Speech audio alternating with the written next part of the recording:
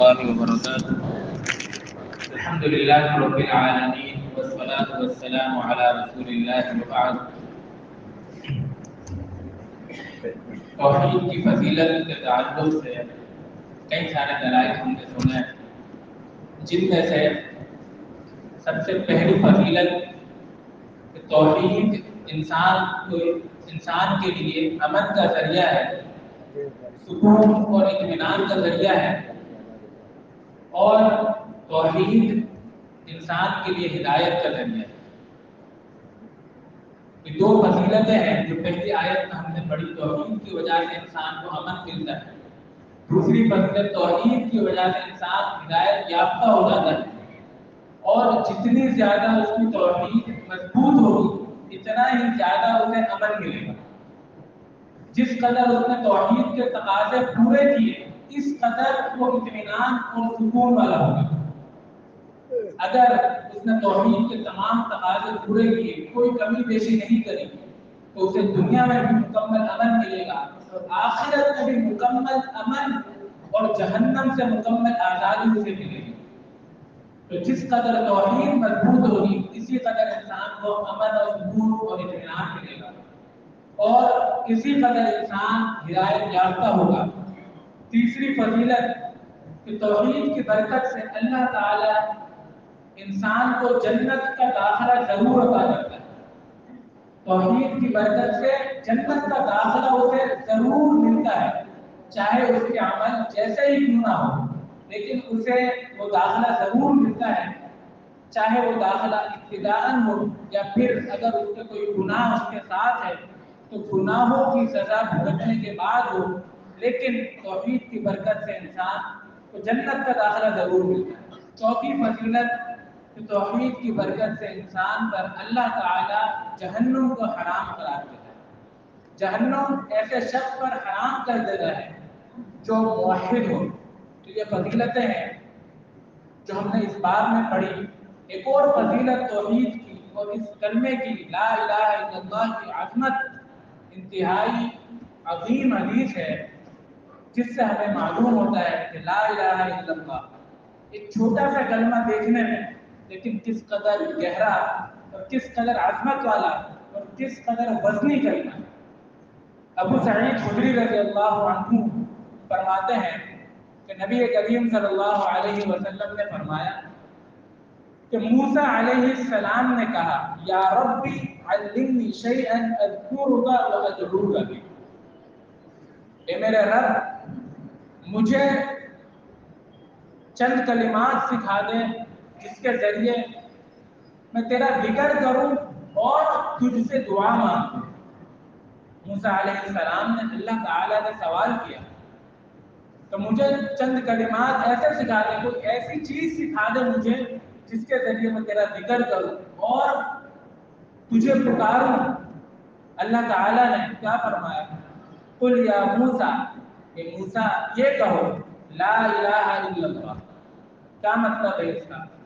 کہ لا معبود حق الا اللہ، کہ کوئی معبود برحق نہیں ہے سوائے اللہ کے، اللہ کے علاوہ کوئی عبادت کے لائق نہیں ہے۔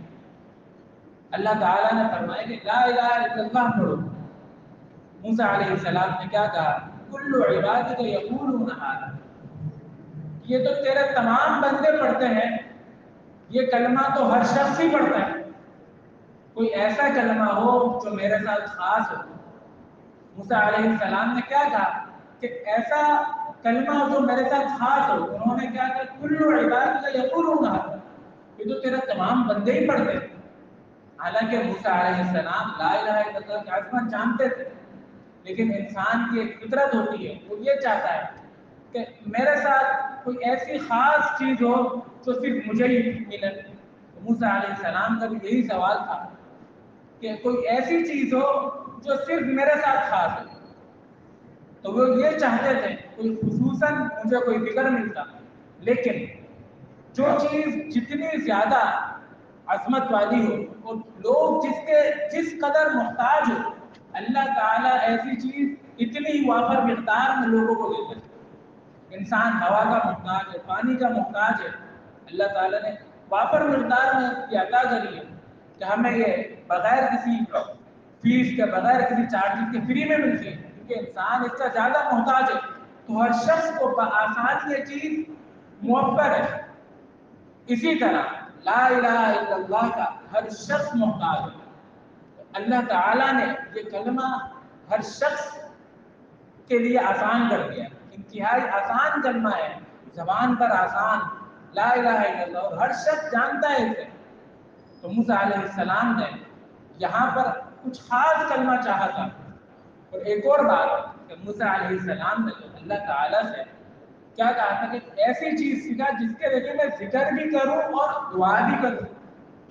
اللہ تعالیٰ نے تو صرف ایک کلمہ سکھایا، لا الہ الا اللہ۔ تو اس پر علماء لکھتے ہیں کہ لا الہ الا اللہ ایسا کلمہ ہے جس میں دعا بھی شامل ہے، کہ اگر انسان لا الہ الا اللہ پڑھے تو اللہ تعالیٰ اس کے حاجات ایسے ہی پوری کر دے گا، اللہ تعالیٰ راضی ہوگا، اور جب اللہ راضی ہو جائے گا تو اللہ تعالیٰ اس کی پریشانیاں دور کر دے گا، اس سے راضی ہو جائے گا اور اس کے حاجات بھی دور فرما دے گا۔ اور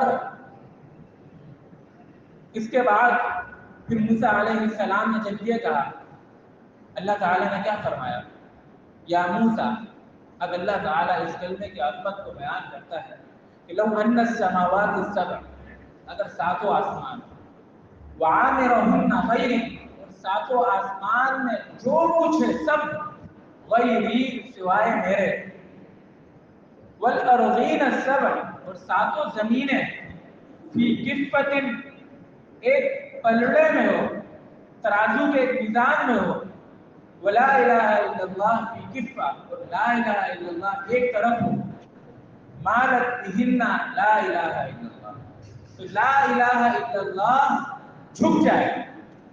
اس قدر یہ وزنی کلمہ ہے کہ ایک طرف ساتوں آسمان، ان میں رہنے والے ہر چیز، فرشتے سب ہو، اور اس کے ساتھ ساتھ ساتوں زمینیں ہو، وہ ایک طرف ہو، لا الہ الا اللہ ایک طرف ہو، لا الہ الا اللہ اس قدر وزنی ہے وہ جھک جائے گا اور آسمان و زمین ہلکے پڑیں گے۔ تو یہ ہے لا الہ الا اللہ کی عظمت اور لا الہ الا اللہ کا وزن اور اس کی فضیلت۔ اب یہاں پر ایک اور بات ہمیں معلوم ہوتی ہے، اللہ رب العالمین ساتوں آسمانوں کے اوپر عرش پر ہے۔ اللہ تعالیٰ نے کیا فرمایا کہ ساتوں آسمان اور اس میں جو کچھ ہے سوائے میرے، اس سے ہمیں معلوم ہوتا ہے اللہ رب العالمین عرش پر مستوی ہے، بلندی پر ہے، ساتوں آسمانوں کے اوپر ہے۔ اب یہ حدیث اس قدر عظیم حدیث ہے، اس تعلق سے، حدیث کے تعلق سے کچھ علماء نے اسے ضعیف بھی کہا ہے، لیکن کئی اہل علم نے اسے صحیح قرار دیا ہے۔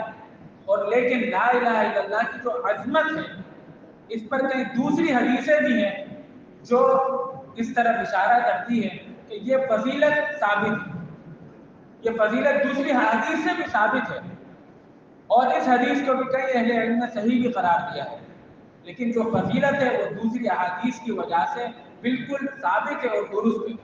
مثال کے طور پر حدیث بطاقہ انتہائی مشہور حدیث ہے، ہم سنتے رہتے ہیں، ایک شخص جو قیامت والے دن حاضر ہوگا، جس کے پاس گناہوں کے 99 رجسٹر ہوتے ہیں، اور رجسٹر کیسے، کوئی دنیاوی رجسٹر نہیں، کل سجل مثل مد البصر، تمام رجسٹر تا حد نگاہ ہوگا، اس قدر بڑے رجسٹر ہو گئے، جہاں تک آپ کی آنکھیں جاتی ہیں اس قدر لمبے رجسٹرز ہوں گے، اور ایسے رجسٹر 99 رجسٹرز ہوں گے گناہوں سے بھرے ہوئے ہوں گے۔ اب انسان اللہ تعالیٰ کے سامنے، اللہ تعالیٰ اس سے پوچھے گا، سوال کرے گا، اہل عندک حسنہ، کہ تیرے پاس کوئی نیکی بھی ہے؟ وہ کہے گا لا یا رب، کوئی نیکی نہیں۔ اللہ تعالیٰ اس سے سوال کرے گا، اہل عندک عذر، تیرے پاس کوئی عذر ہے، تو نے اتنے گناہ کیے، کوئی عذر ہے تیرے پاس؟ وہ کہے گا لا یا رب۔ پھر اللہ تعالیٰ اس سے سوال کرے گا، اَظَلَمَكَ كَتَبَتِ الْحَافِظُونَ، کہ میرے فرشتوں نے تجھ پر کوئی ظلم تو نہیں کیا؟ وہ کہے گا لا یا رب۔ اب انتہائی پریشان ہے وہ شخص، اللہ تعالیٰ کیا فرمائے، احضر وزنک، جا اپنا وزن چیک کر، میرے پاس تیری ایک نیکی ہے، ایک پرچی ہے، وہ ڈرتے ہوئے ہانپتے کانپتے جائے گا، اپنا وزن دیکھے گا، کیونکہ اللہ تعالیٰ اس دن عدل فرمائے گا، ایک ذرہ برابر بھی نیکی کیوں نہ ہو اس کا بھی وزن ہوگا۔ وہ جائے گا، ایک طرف 99 رجسٹر گناہوں کے ہوں گے، دوسری طرف ایک بطاقہ، ایک پرچی ہوگی جس میں کیا لکھا ہوگا، اشہد ان لا الہ الا اللہ واشہد ان محمدا عبدہ ورسولہ۔ جب جیسے ہی وزن کیا جائے گا یہ 99 رجسٹر گناہوں کے ہلکے پڑ جائیں گے اور یہ پرچی چھوٹ جائے گی۔ اس قدر یہ وزنی پرچی ہوگی کہ یہ 99 رجسٹر اس کے سامنے بالکل ہی ہلکے پڑ جائیں گے اور ان کی کوئی اہمیت نہیں ہوگی، کوئی وزن نہیں ہوگا۔